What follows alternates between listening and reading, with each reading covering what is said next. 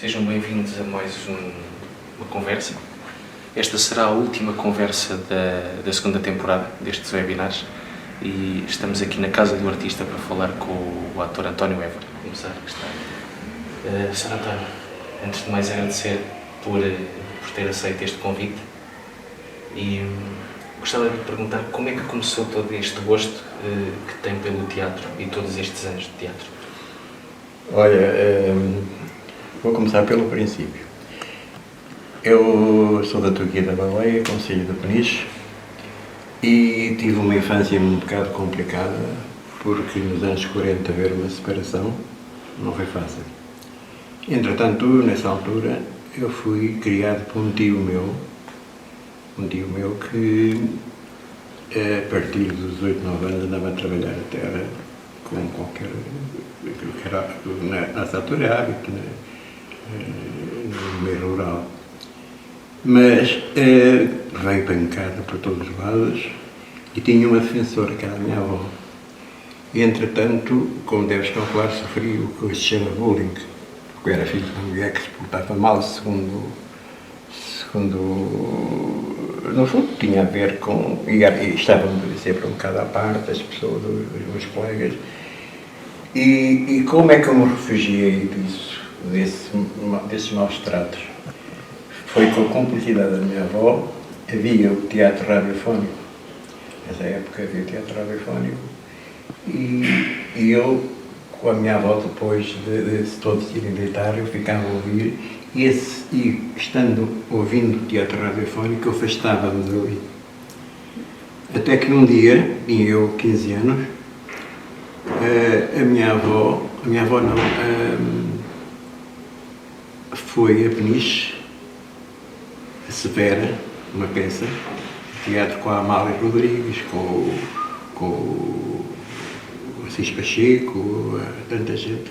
E eu pedi ao meu tio, estava a trabalhar no campo, pedi ao meu tio para ir ver a peça.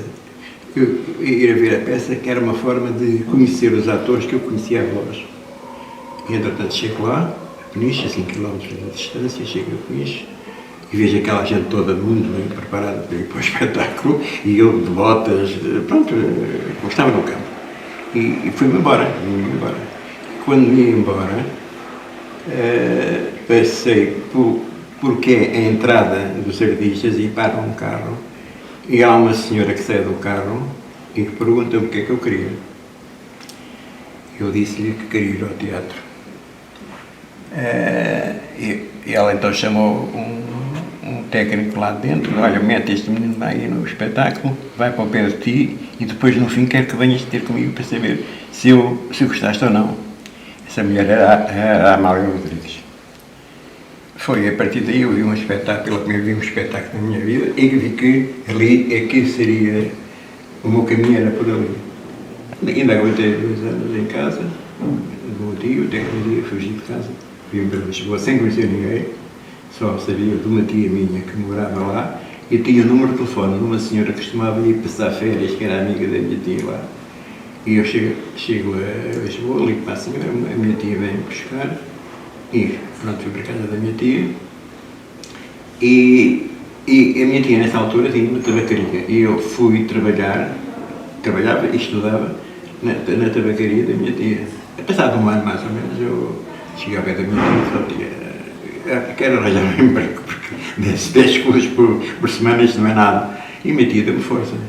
Eu fui responder um anúncio do Diário de Notícias, acho eu. Respondi um anúncio e fui. A única coisa que eu sabia era trabalhar em tabacarias, não é? Porque eu vinha do campo. Concorri não, respondi ao anúncio. E fui parar a uma tabacaria na Avenida Marquês de Mar do Ator, do bairro de Poeira. Estás a ver como as coisas são. Portanto, fui andando. O tempo foi passando, fui para a tropa, mas como eu tenho apoio total, consigo livrar da tropa. Mas nunca me aproximei da Amália, depois daquele tempo todo, não me aproximei. E quando vim da tropa, eu fui trabalhar para Alcochete. O meu tio estava lá, um tio meu, que era casado com uma tia minha que trabalhava na Farsa, foi o princípio da Farsa, dos pneus. E eu fui para lá trabalhar, para Alcochete, e fui trabalhar para uma fábrica de cortiça. Trabalhava por turnos e estudava na escola do Montijo. Estudava na escola do Montijo, mas um dia lembrei da Amália. Porque aquilo não era para mim, quer dizer, isto, eu porque a partir do momento que eu ouvia o teatro, eu queria fazer teatro, mas nessa altura parecia para o teatro que tinha sido para o conservatório. Um dia ganho de coragem e vou, bato à porta da Amália, a senhora que me atendeu disse, olha, mas o que é que pretende? Disse, eu queria falar com a Dona Amália. A Dona Amália não está cá. E isso uma voz, ela pergunta quem era e a Amália mandou-me entrar. E depois comecei a conversar com ela. Ela lembrava-se disso, e já tinha sido há uns anos. E então tomou conta de mim. Havia o lar da Casa do Estudante de Beja, que era o sítio onde vinham as pessoas da Casa de Pia de Beja, não tinha nada a ver com a Casa de Pia, era de um padre chamado Padre, chamava-se Padre Fatela, o nome do padre. Falou com o padre e eu fui para esse lar, e mandou-me matricular no conservatório, matriculei-me e fui para o conservatório. Entretanto, pronto, tirei o primeiro período eu estive sem bolsa, e a Amália estava montando de vez em quando, e ganhei uma bolsa da Gulbenkian e depois estudei até ao fim do curso, estudei com a bolsa da Gulbenkian. Foi exatamente isto. A minha entrada para o teatro foi através da Amália, de quem eu fui amigo até ao fim da vida, e sobretudo devo à Amália o facto, ela tinha o costume de, quando ia fazer um concerto, que estava lá mais uns dias, levava sempre alguém com ela. Fui a vários lados, fui a Paris, fui a Atenas, sei lá, fui a Israel, sei lá, fui a muitos sítios, quer dizer, devo à Amália tudo isso. Foi assim que eu comecei no teatro. Que depois a Dona Amália Reclasse foi ver uma audição e convidou-me para ir para o Teatro Nacional, onde estaria em 65, no alto da festa de Gil Vicente, com o Salazar, a assistir ao ensaio geral, nunca mais me esqueço. Foi assim que comecei no teatro. Com estes anos todos, passou ali pela altura antes de 25 de Abril, depois de 25 de Abril, muito antes do 25 de Abril, ali muita ditadura. Sim, a ditadura. As pessoas... Como é que foi esta transição? Como é que era antes? Como é que... Olha, é assim, as pessoas hoje, que felizmente vivem em democracia, não imaginam o que era a censura. A censura era, não é só no teatro, era em tudo, e sabemos as pessoas que... os operários, os camponeses, tanta gente que esteve. E eu vivi até aos 17 anos em Peniche, a prisão era lá.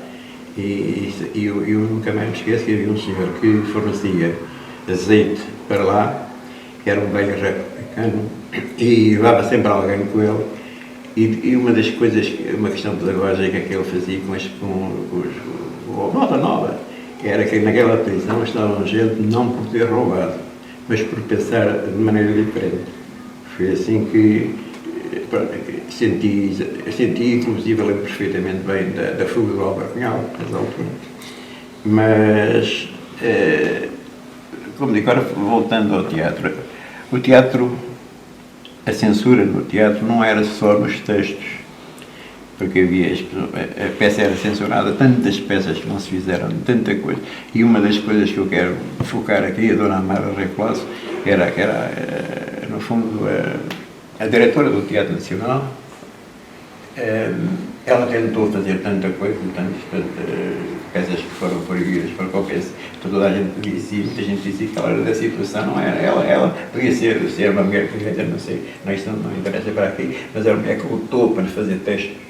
Por exemplo, eu vou contar o caso concreto de uma das peças que foi o motim do Miguel Franco.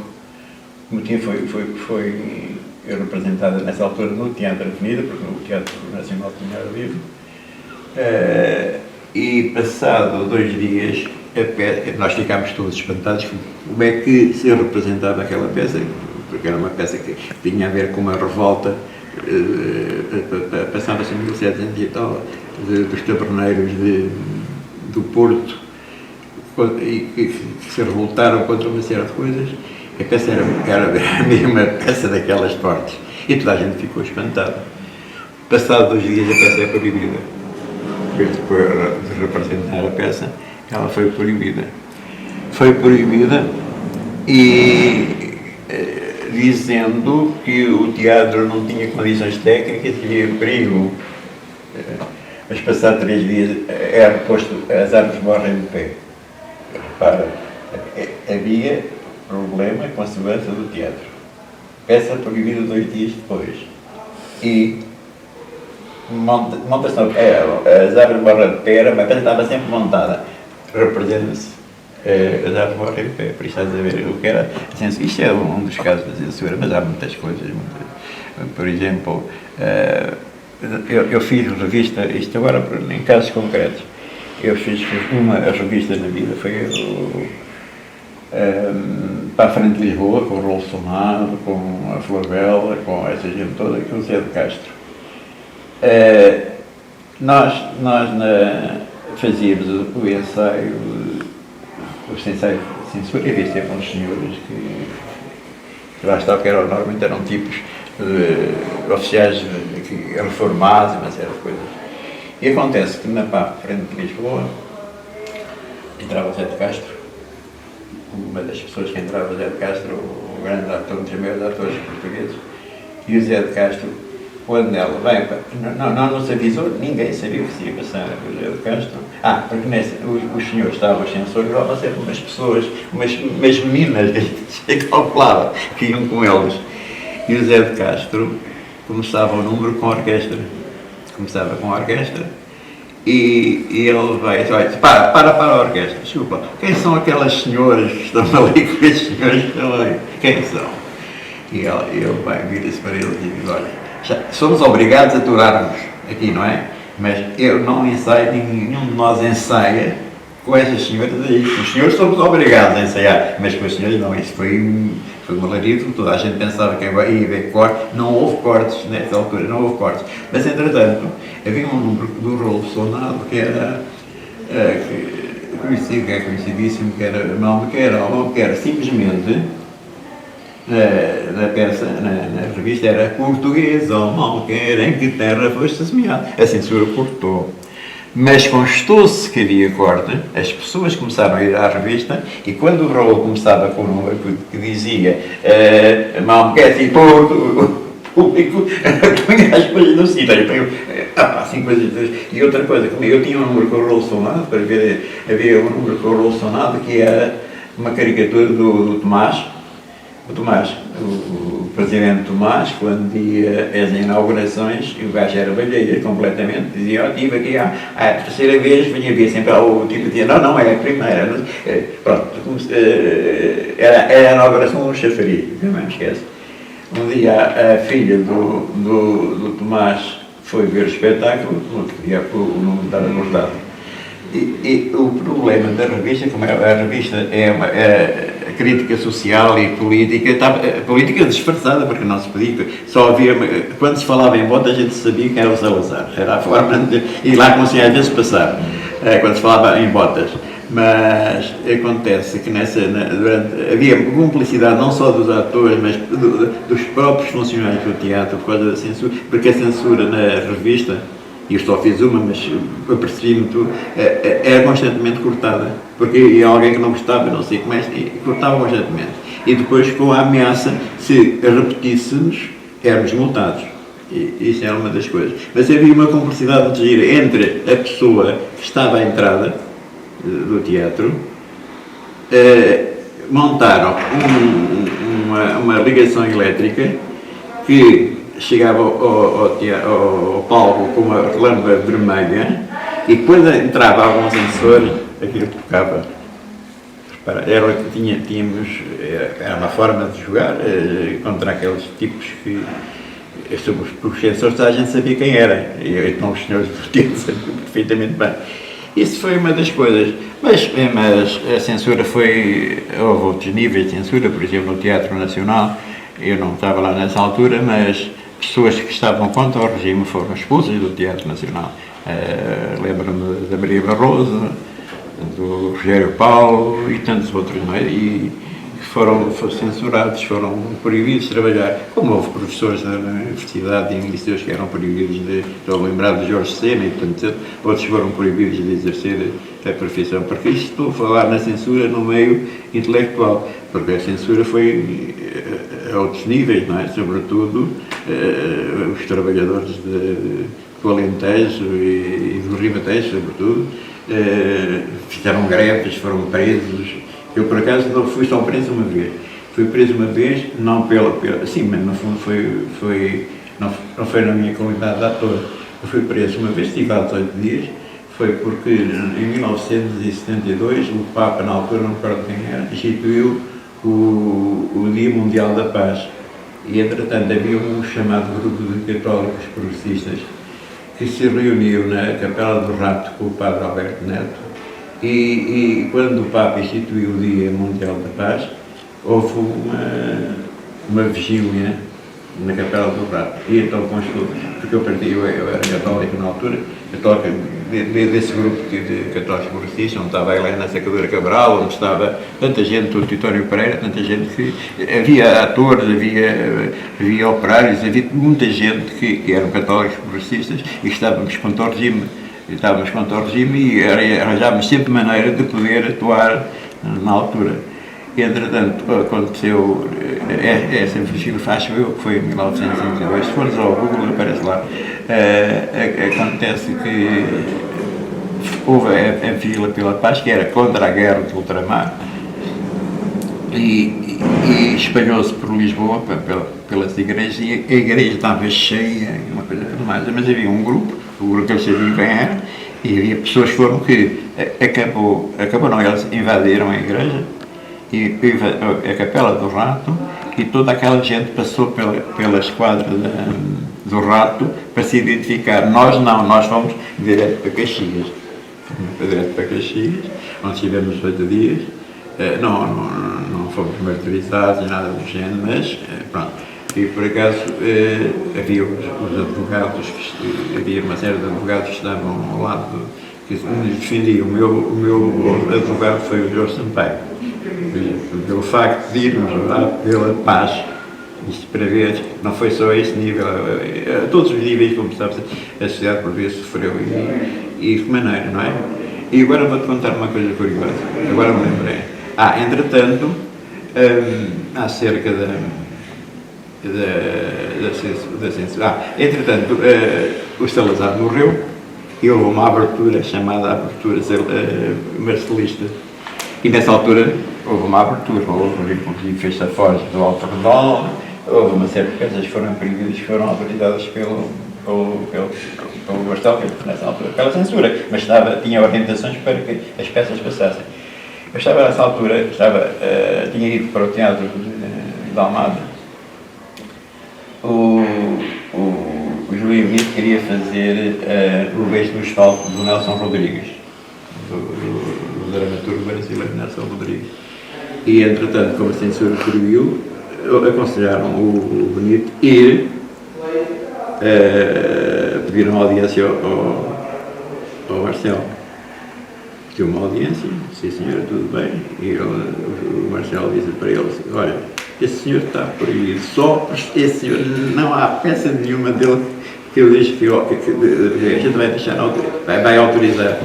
Esse senhor só por cima do meu cadáver é que ele está representado. A ironia do destino, o Marcelo foi para o Rio de Janeiro, morreu lá e está sepultado em frente do Nelson Rodrigues. A ironia do destino, no dia, se acreditarem na ressurreição final, acordam e estão em frente à frente. Estás a ver a ironia do destino. Há outra coisa que, pronto, passei essa transição de censura, que houve colegas que passaram bastante mesmo, houve colegas que foram presos, como o Sr. Paulo e tanta gente, só que não tiveram julgamentos, eram presos e depois iam para a rua, isto era um constante. Entretanto, deu-se o 25 de Abril. Deu-se o 25 de Abril e o Rogério Paulo tinha encenado a traição do Padre Martinho de Bernardes em Cuba. Ensinou a peça e como se deu 25 de Abril, vamos fazer a peça cá. E fizemos a peça. E a transição do tempo da outra senhora para o 25 de Abril, eu e outros colegas, o Canticás, o Guia Rosa, o António Feio, tanta gente que formámos uma companhia que era uma companhia que existia, era uma companhia de teatro desmontável, correu o país de ponta a ponta. Isto tornou-se uma cooperativa e nós corremos o país de ponta a ponta durante um mês, durante um ano. Vocês não imaginam o que foi a alegria das pessoas. Fomos ao Teatro Sítios, representámos em teatros como Morcegos, em Casa de Povo, na rua, em todo o lado. Foi assim a grande festa, era raro o sítio em que a gente ia representar, que no fim do espetáculo não houvesse um grande banquete. Estávamos às 4, 5 da manhã em cavaqueira com as pessoas que iam ver o espetáculo. Foi assim uma alegria, uma coisa impressionante. E vou-te contar uma coisa curiosa. O que era o país, foi há 50 anos, mas parece que está muito próximo. Estávamos entrados nos montes, íamos de uma terra para a outra, e vimos um lençol pendurado, e toda a gente ali de roda do lençol que tinha manchas de sangue. Sabes o que é? Naquela altura, parece mentira, século XX, né? Era para mostrar às pessoas que houve um casamento que ela estava virgem, era mostrado às pessoas. Isto é verdade. Mas há outras coisas. Por exemplo, no Alentejo, estou-me a lembrar agora, fizemos o Padre Martinho na terra das Minas, Austral. E era ao ar livre o espetáculo. Era ao ar livre e chegámos lá, aquilo foi tudo montado e não se via cadeiras, não se via ninguém, não se via o que é isto, pá. E entrou lá da Câmara e disse, não tenham pressa, que as pessoas vêm todas com cadeirinhas, não sei o que foi, assim foi. Apesar de um cara que estava cheio de cadeirinhas, as pessoas todas lá. E há um senhor que no fim do espetáculo dirige-se ao palco, nunca mais me esquece, agarra uma nota de 20 coisas e diz, eu paguei pouco. Assim, coisas nessa altura, coisas. E quando nós apanhámos aquela fase dos incêndios na sede do Partido Comunista, sobretudo no Norte, em Moncorvo, ficámos contentes, a casa estava esgotada. Ok, ótimo, está esgotada.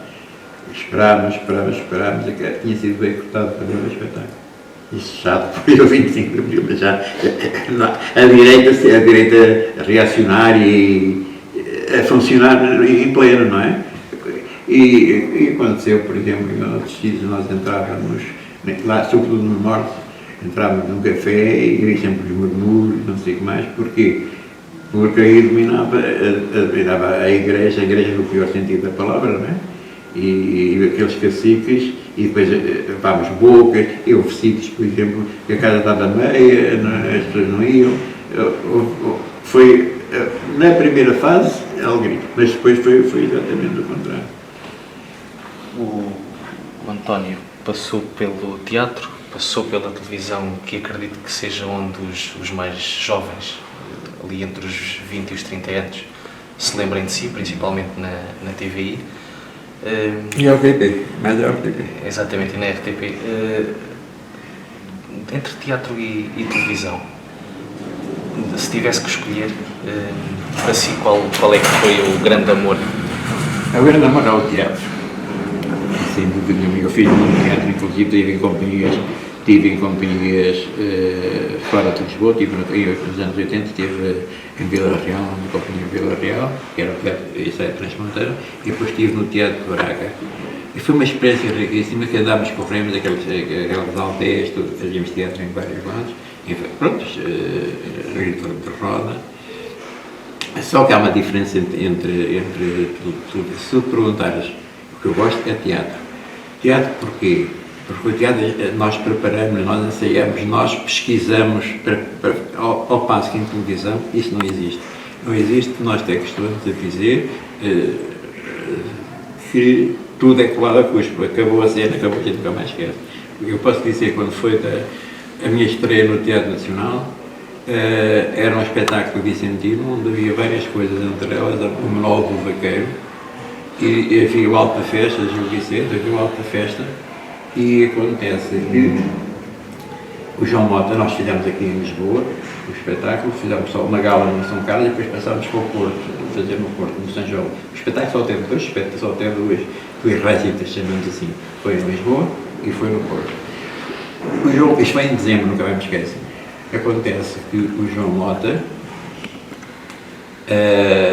teve a notícia de ir para Angola, para a tropa, e que o pai estava com cancro.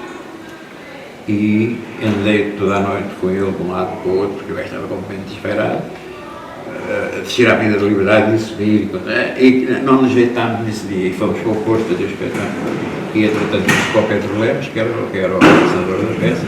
Olha, o Pedro, nós vamos para uma pensão, vamos dormir um bocado, porque nós não dormimos, contámos a história. E depois apita-nos, assim foi. O Pedro Lemos ligou para a pensão e o João Mota estava afónico, não conseguia falar. E o João estava, e lá vinha para cima, ok, fomos para o teatro. E inconscientemente, porque não foi consciente, se fosse consciente não faria, me disse, não há problema, eu faço uma mas eu disse, sabia o texto de cor, e para ver a diferença em televisão que era. Eu fui fazer o Monólogo do Vaqueiro, não sei, não me lembro absolutamente nada, só sei dizer que o palco subiu uma série de vezes, eu não tenho noção, mas o Monólogo do Vaqueiro está de cor cá hoje. Sei lá, uma cena que eu fiz na televisão ontem já acabou, é por lado, estás a ver a diferença. São duas formas de exprimir, não é? Quer dizer, no fundo é isso. Eu faço mais, eu gosto mais de fazer teatro. Para mim o teatro no fundo é a origem das coisas, é o teatro e cinema, porque é preparado. Eu, por exemplo, fiz muito cinema, inclusive sou membro da Academia Portuguesa de Cinema, que atribui os prémios Sofia, olha, temos agora as alturas nas votações, em setembro vai haver a gala. Mas gosto muito de teatro e de cinema, e de televisão bem para ganhar dia para pagar as contas, mas nada. Se eu pudesse, nunca faria televisão. Exatamente. E vou-lhe fazer esta questão um bocado, se calhar, mais marcante. No último ano e meio, para além desta pandemia, perdemos grandes atores. Perdemos o António Cordeiro, perdemos António Cordeiro, que estava no meu quarto aqui. Para além do António Cordeiro, perdemos recentemente a Maria João Abreu, A Adelaide João, o José Valério, exatamente. Aqui da casa foram uma série deles. Guitarristas e muita gente. E alguns mais novos, como o caso do Pedro Lima, o Filipe Duarte. Exatamente. Então o Filipe Duarte foi um choque muito grande. Foi um choque, eu era muito amigo dele. E tínhamos um filme para fazer. Podemos dizer que se a cultura já tem pouco apoio do governo, com a perda destes atores, mais pobre ainda fica. Sobretudo fica, é um património que perdemos, não é? Grande património. Eu lembro-me que estive aqui, morreu aqui a Adelaide João, por exemplo, foi uma grande atriz, e sobretudo uma atriz popular, uma atriz que as pessoas gostavam muito, vocês sabem disso, e esteve comigo, por exemplo, em Vila Real, fomos lá fazer, na altura do que eu no teatro, eu convenci o Jacinto Ramos de dirigir uma peça que eu gostava de fazer, que era como é que se chamava a peça, que era uma coisa de Gil Vicente, agora não me recordo, e convenci ela a ir fazer, estive lá comigo. Uma das coisas boas também que aconteceram quando estive lá, quando estive em Braga, sobretudo em Braga, nessa altura, no 9º ano, havia a cadeira de teatro como opção, e é uma forma também de nos compensar os atores que vinham de fora, porque o caixa não era grande coisa, era uma forma foi uma experiência riquíssima. Eu comecei, por exemplo, em Braga, comecei como era por opção, comecei com uma turma e saí lá com 6 turmas. O interesse que ainda há muito pouco tempo eu estive numa cidade, em Vila Real, e com um espanto meu, o diretor do teatro, tinha sido meu, percebes? a semente foi lançada. Ainda hoje tenho relação com o museu nessa altura. Isso acabou e foi pior. Porque, no fundo, a base é começar logo na escola e isso perdeu-se muito. Podemos dizer ainda que há aqui, se calhar, um parente pobre do governo, digamos assim, é a cultura, que não há o apoio que devia ter. Claro que não há. Uma das coisas dos países da Europa, a grande parte dos países, não acho que, se não forem todos, não quase, tem mais de 1% do orçamento e nós temos 0,3% ou coisa do género. Enquanto continuar assim, não sei como é que vai ser. E digo-te uma coisa, a mim, como ator, já com uma certa idade, fico fascinado quando vou ao teatro, vejo tantos talentos que é, tantos talentos. É impressionante. Eu, na hora da idade, fui ver como é que chama aquela peça do Trindade, aquele musical, Chicago. A vontade que eu tive de subir no palco, porque é que não, quando era novo não isto? A gente canta, é uma coisa impressionante, temos tantos talentos aí, não sei como é que eles sobrevivem, digo já. Entrando aqui nas últimas 3 perguntas, de todos os atores com quem contracenou, qual é aquele que tem mais saudades? José de Castro. José de Castro era o ator, foi um dos atores, além de ser um colega, todos eram um ser humano e era um ator não cheio, digamos assim. Vi coisas do José de Castro, o Está a Morrer, do Inês, o Galígula e tantas peças. Ficámos fascinados. O José de Castro foi um dos grandes atores, mas houve mais. Por exemplo, eu fiz uma das peças que eu fiz já depois de 25 de Abril no Teatro Nacional, foi fazer o Rei Lear com o Rui de Carvalho. E era o Rui de Carvalho, que hoje ele e a Eunice consideram-se os melhores atores. São, não sem dúvida nenhuma que são, mas há outros. Por exemplo, lembro nesta altura, quando foi o Rei Lear, o Canti Castro, a interpretação do Canti Castro foi uma coisa espantosa. Não, ele já tinha, eu trabalhei com ele quando andávamos com o retração do Padre Martim, era um ator espantoso. E há uma atriz que eu tenho, de quem eu era muito amigo e é uma das melhores atrizes portuguesas, que é a Isabel de Castro. E eu, quando estive em Abrantes, que estive lá como assessor, consegui convencer, e não foi fácil convencer o Presidente da Câmara, a fazermos uma homenagem nacional à Isabel de Castro, onde, inclusive, teve o patrocínio do Presidente da República e que a queria condecorar, ela não diz com foi uma atriz espantosa em qualquer parte do mundo. E, sobretudo, uma mulher que fez uma carreira de cinema em Espanha e a outra fase de vida dele teve no Teatro da Graça, que o Carlos Fernando fez, grandes autores modernos, sei lá, o Fassbinder e tantos outros. Uma atriz que não sei, por exemplo, é Isabel de Castro, e com quem tive o prazer de apresentar também. Não, com a Isabel fiz teatro radiofónico. Todas as coisas da censura,